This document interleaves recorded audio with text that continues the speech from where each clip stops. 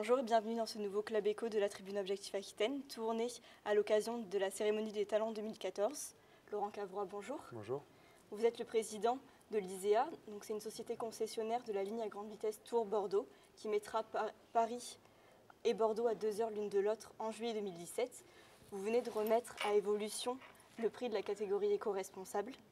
Pour en revenir à l'ISEA, le projet de la LGV est un projet important et très attendu par toute l'agglomération, la région, les chefs d'entreprise qui sont dans l'Assemblée. Pouvez-vous nous en dire plus sur ce dossier et où en est ce dossier? Bien, écoutez, oui, nous sommes à peu près à mi-chemin depuis le début des travaux qui ont commencé en mars 2012. Et nous sommes à la fin d'une phase de génie civil. Nous commencerons la phase d'installation des équipements ferroviaires, c'est-à-dire les rails, les traverses et la caténaire. Et nous sommes tout à fait dans les temps pour mettre en service comme prévu la ligne en juillet 2017. Et effectivement, à cette date, les trains mettront 2 heures pour relier Paris à Bordeaux. D'accord. Donc la mise à grande vitesse de la liaison de Bordeaux-Tours, soit 340 km de rail, moyennant 7,8 milliards d'euros, sera commercialement opérationnelle au plus tard le 31 juillet 2017, vous le disiez. Aujourd'hui, est-ce que vous pouvez nous en dire plus sur la date de mise en service? Ça va tomber en pleine vacances scolaires, est-ce que ce sera un peu avant Non, vous faites bien d'en parler. En fait, ça me permet de dire que ça fait longtemps qu'on planifie l'arrivée de cette ligne. Je pense qu'on parle du projet depuis à peu près 20 ans. Et depuis début novembre, en fait, nous comptons en jours puisque nous avons fêté, nous avons lancé le slogan J-1000. C'est-à-dire que nous allons mettre en service la ligne dans moins de 1000 jours.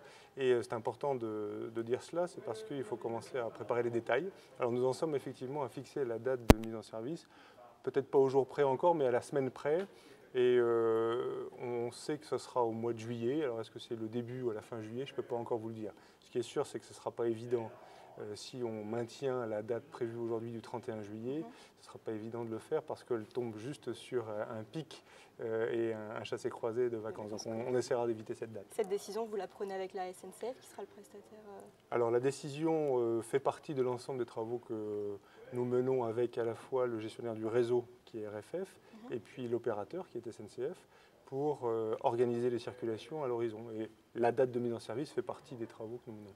D'accord. Donc actuellement, la liaison Bordeaux-Paris se fait à raison de 11 allers-retours directs entre les deux villes, de 37 allers-retours avec arrêt.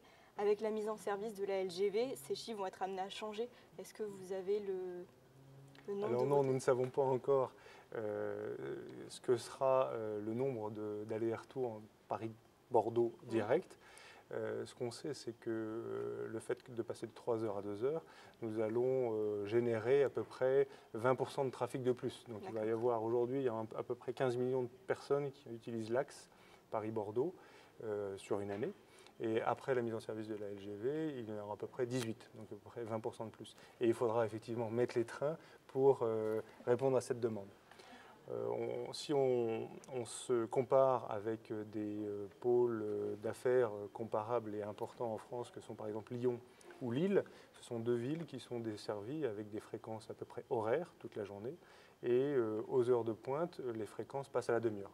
Donc on arrive sur un concept vraiment de navette ferroviaire où on prend le train sans y penser. On va à la gare et puis on sait qu'un train arrive très rapidement après. D'accord. Merci Laurent Cavrois. Merci à vous d'avoir suivi le Club Éco de la Tribune Objectif Aquitaine. Je vous donne rendez-vous dans un prochain numéro. Bonne journée.